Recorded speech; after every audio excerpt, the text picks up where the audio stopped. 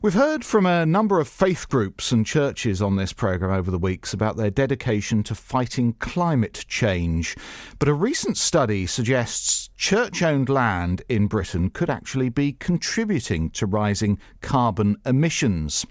Operation Noah is a Christian charity campaigning on climate change, and it's released a report which makes recommendations to churches who are collectively one of the country's largest landowners on ways to reduce and store carbon emissions.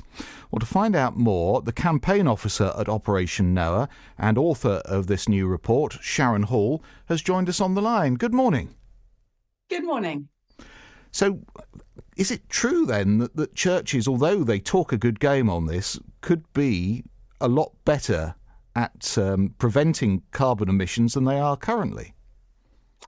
Well, I think it's a challenging area, and I think it would be wrong to say that the churches aren't doing some good things in this area, because they absolutely are. But our report was sort of trying to gauge, compared to the things that maybe churches are making more progress with and setting targets on to do with emissions from their buildings and transport use and so on. Actually, we haven't heard so much about church land and the emissions from the farmland and other land that the church owns across the country. And so we just think that that should be a priority as well, and look at how, in fact, if there are more emissions coming from church land than there are from all church buildings put together, then it needs to be a serious part of our focus on how we can address the climate crisis. Yes, the important delineation here is when we think of church land, I instantly think of churches and the surroundings. But of course, the Church of England owns a lot of other places, including, as you say, farmland, but lots of properties as well. And I suppose as landlords, it's behoven on them to make sure that these places are really committed to this cause. Yeah, we'd say that's right. If the land is tenanted out to farmers, clearly they don't have full control over the land, but we think that they can ask for farmers to sort of take an audit of the carbon emissions from their land and see the sort of changes that would work for them. We're not asking for drastic changes in land use across the country, and we recognise how important the work that farmers is doing in terms of providing food for us all, but actually we know there are more sustainable ways of farming. There are ways of farming that leave more carbon stored in the ground and use fewer pesticides and less fertiliser and so on. Ways that can work for farmers and be more profitable and, sound for them in terms of the sustainability of their business, but also can be good for the planet as well. The Church of England, though, is a church, not necessarily experts in this area. So what should they do then? Should they appoint scientists who can help in this regard? I think they've already got connections with some scientists, and certainly the rural team for the church commissioners, who are the big investment holders, have some real expertise in this area.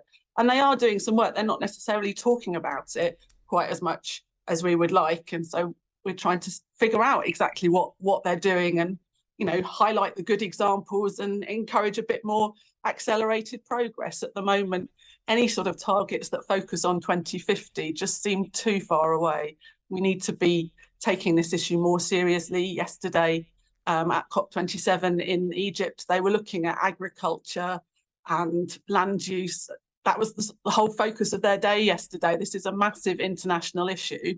And so although small individuals and families and churches can make small scale changes themselves, and they're important, especially all added together. But the big institutional changes that we want to see and the leadership that we want to see from national churches could be really influential in showing how we can use this land that we are stewarding. I believe it's all God's land, really, but the land that is in our stewardship, we need to be using it in a way that shows an example for what's good for the planet, what's good for storing carbon emissions and continued sustainable farming and life on Earth. Well, as you mentioned, the church do talk on this subject, and indeed the Bishop of Norwich, Graham Usher, is the lead for the bishops on the environment, and he's been very forthright, hasn't he? So do you welcome his interventions on this?